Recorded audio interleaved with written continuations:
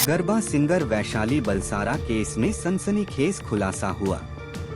25 लाख रुपए उधार नहीं दे पा रही थी, इसलिए 8 लाख की सुपारी देकर दोस्त ने कराया मर्डर। ऐसे खुला राज। गुजरात की वो फेमस सिंगर थी, नाम वैशाली बलसारा, बेहद ही खूबसूरत। गुजरात के अलावा विदेशों में भी शो करती थीं, लेकिन अचानक एक दिन गायब हो जाती हैं। इनके पति पुलिस में शिकायत दर्ज कराते हैं। पुलिस तलाश शुरू करती है और फिर वो सिंगर की कार मिलती है।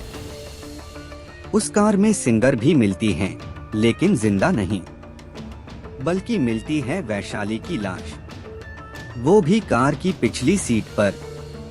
जाहिर है देखकर ही लग रहा था कि मर्डर के बाद उनके शव को सीट पर डाला गया था, उनकी बेरहमी से हत्या की गई थी। पर कातिल कौन था? अब पुलिस इसकी जांच शुरू करती है। ये जांच खत्म होती है और कातिल पुलिस के सामने, लेकिन कातिल को देखकर पुलिस को यकीन कर पाना मुश्किल था। आइए जानते हैं क्राइम की कहानी में गरबा सिंगर वैशाली बलसारा की मर्डर मिस्ट्री की पूरी कहानी। गुजरात का गरबा एक फेमस डांस। गरबा की धुन ही अलग और गाने भी बेहद खास। गरबा वैसे तो संस्कृत के गर्भ द्वीप से बना है, जिसमें डांडिया लेकर लोग डांस करते हैं।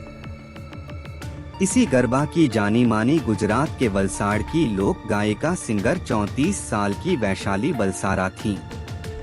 27 अगस्त 2022 को वो घर से कुछ काम के इरादे से गई थीं, लेकिन फिर नहीं लौटी।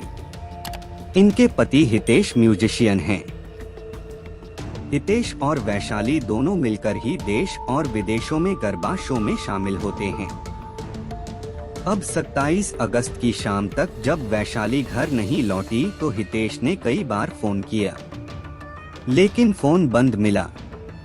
देर रात होने पर भी कोई जानकारी नहीं मिली। इसके बाद हितेश ने वलसाड़ पुलिस थाने में वैशाली के लापता होने की शिकायत दर्ज कराई।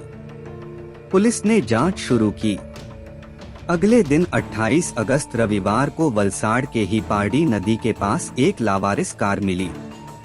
ये ब्लू कलर की बलेनो कार वैशाली की ही थी।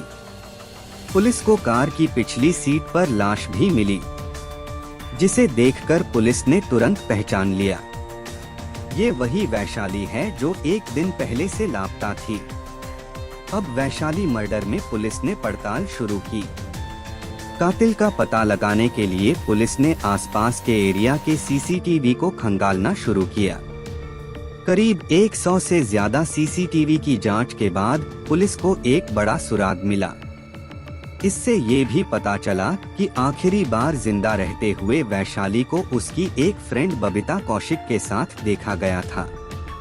अब पुलिस ने बबीता कौशिक की डिटेल निकाली, उसकी कॉल डिटेल भी चेक की, जिसके बाद ये साफ हो गया कि जब वैशाली की हत्या हुई तब उसके साथ बबीता भी थी। लेकिन बबीता के बारे में जब पुलिस ने जानकारी जुटाई तो पता चला कि वो इस समय 8 महीने की प्रेग्नेंट है। उसका 10 साल का एक बेटा भी है। प्रेगनेंसी का 9वां महीना चल रहा है। ऐसे में मानवीय पहलू को देखते हुए उससे पूछताछ करना बेहद मुश्किल था। ये चुनौती पुलिस के सामने सबसे बड़ी थी और डर ये था कि अगर पूछताछ के दौरान हेल्थ से जुड़ी कोई दिक्कत हो गई तो पेट में पल रहे बच्चे को भी नुकसान हो सकता है। ऐसे में पुलिस ने इसका ध्यान रखते हुए एक नया और अनोखा तरीका निकाला। सबसे पहले डॉक्टरों की एक टीम बनाई। फिर बबीता कौशिक के घर जाकर ये बताया गया कि आपकी दोस्त वैशाली का मर्डर हो चुका है।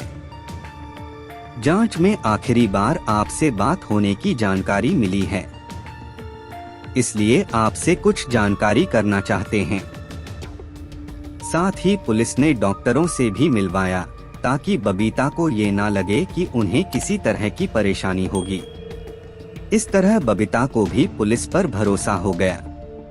तब पुलिस ने बताया कि आखिरी बार जब आप वैशाली से मिली तो आपको कोई संदिग्ध नजर आया था। तब बबीता ने पुलिस को उलझाने का प्रयास किया, इसलिए झूठ बोलते हुए कहा कि हाँ, आखिरी बार जब मिली थी तो वैशाली के साथ 2 और लोग थे, जिनमें से एक को वो पहचान सकती हैं।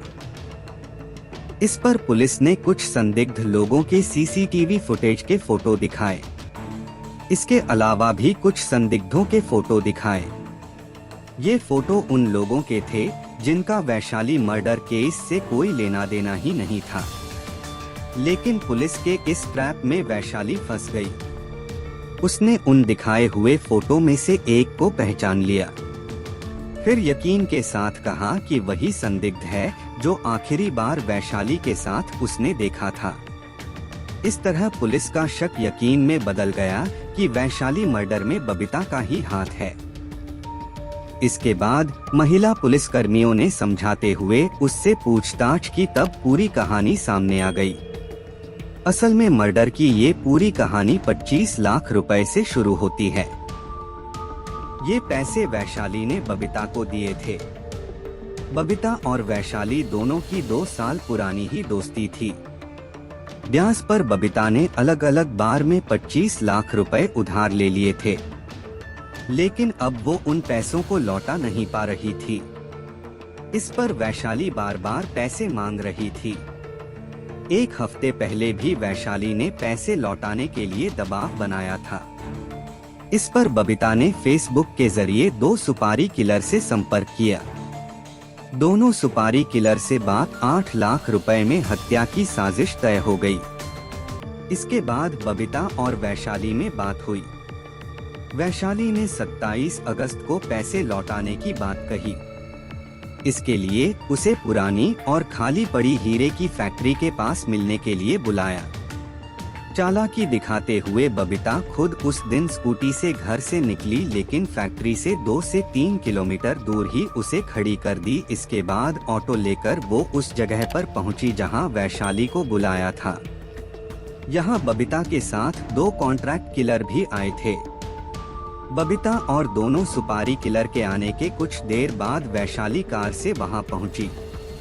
कुछ देर तक बात करने के बाद सुपारी किलर ने गला घोंटकर हत्या कर दी। इसके बाद कार को कुछ दूर पारडी नदी के पास सुनसान जगह पर खड़ी कर दी थी।